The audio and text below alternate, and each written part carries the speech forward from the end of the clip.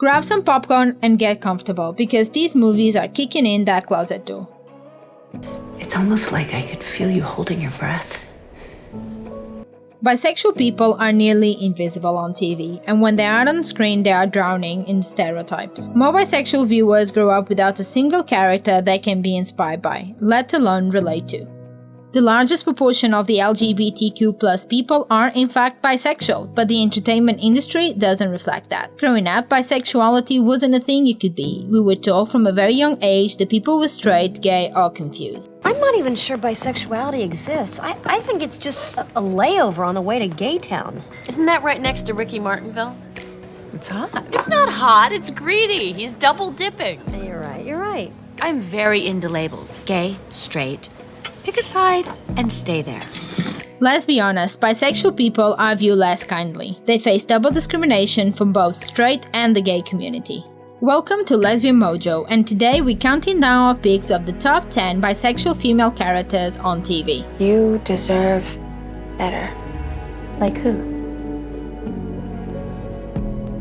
Number 10, George from Feel Good. The show heavily confronts attitudes and misconceptions towards bisexuality. I mean, have you seen her? She's like England's Rose. And I'm like a kernel of corn that's somebody glued onto some sticks.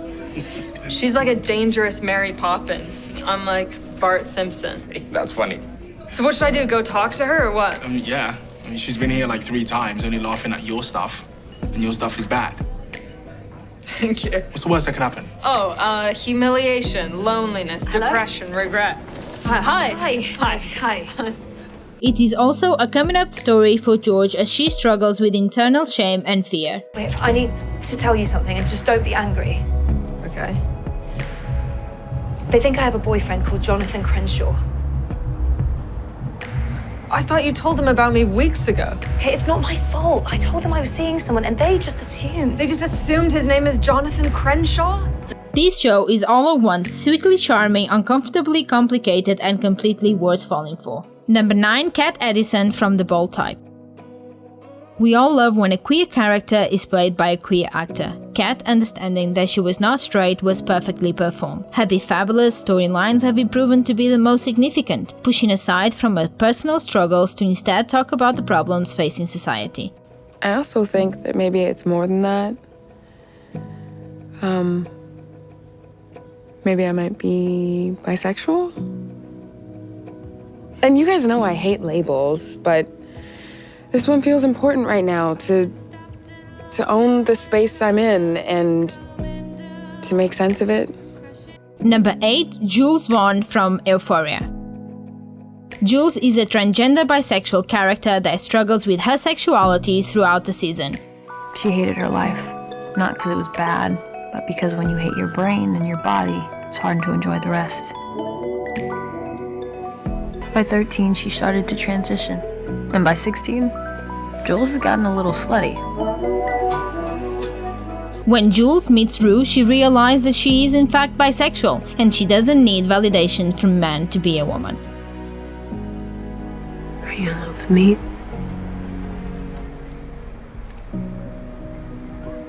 Yeah. Do you wish I was different?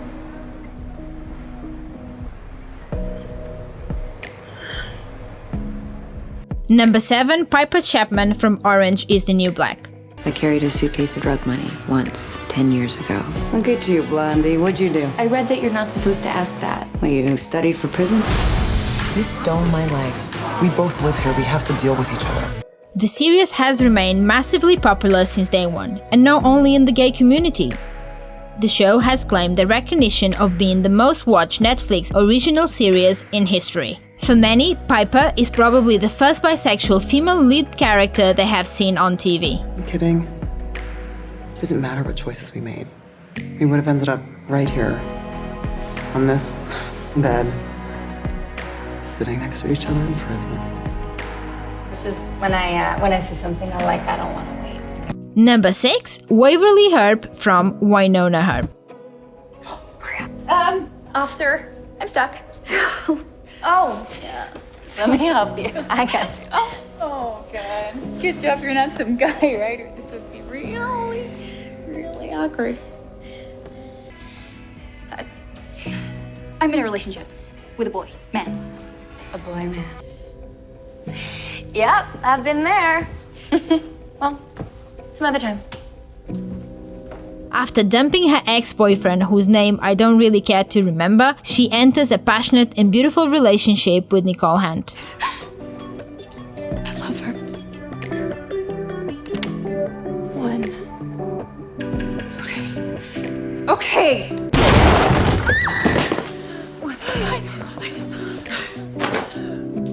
Wearing a bulletproof vest. Finally picked a smart one. Number 5, Kelly from the series Black Mirror, San Junipero. I don't know how to do this. Do what? Just help me. Can you just make this easy for me?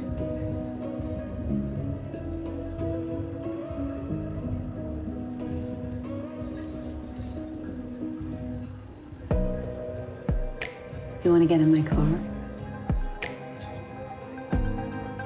This episode was the best, queerest episode of all 5 series.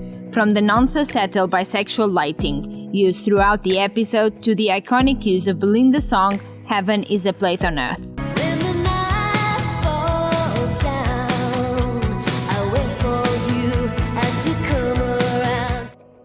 It was a perfect and emotional look at bisexual and queer love, and because of that we're still talking, thinking and crying about Yorkie Kelly and their love story.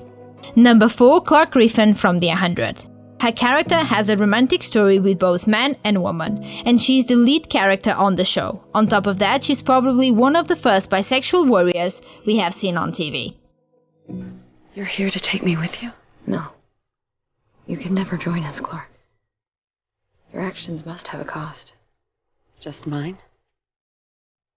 Am I the only human being who ever sinned? Of course not. Number 3, Marceline, the vampire queen from Adventure Time. In an intense but tender moment during the cartoon's finale, Marceline and Princess Bubblegum found the time to confront each other. Marcy? You're okay! With a vulnerable exchange moment and a hug, the two characters landed where many fans always hoped they would. They finally kissed. I know, Girl, you phrased that so weird. I might have a concussion. Number 2, Kelly Torres from Grey's Anatomy. There'll be people lining up for you. You want to give me some names?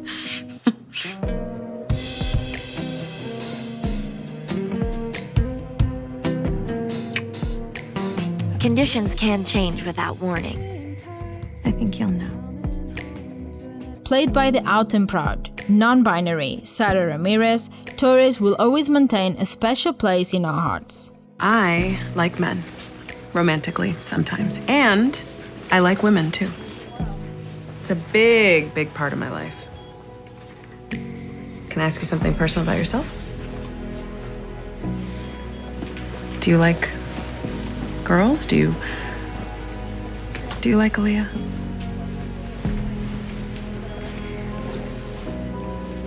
I love her.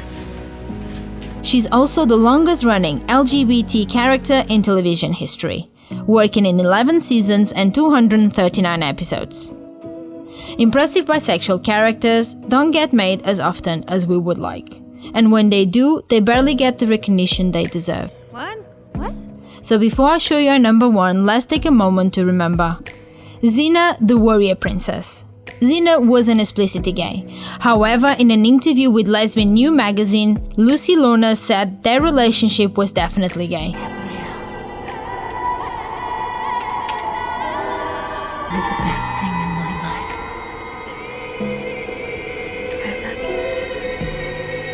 Villanelle from Killing Eve. Villanelle spent as much time murdering people as she does seducing them, and she doesn't discriminate. She will joyfully kill and sleep with both man and woman.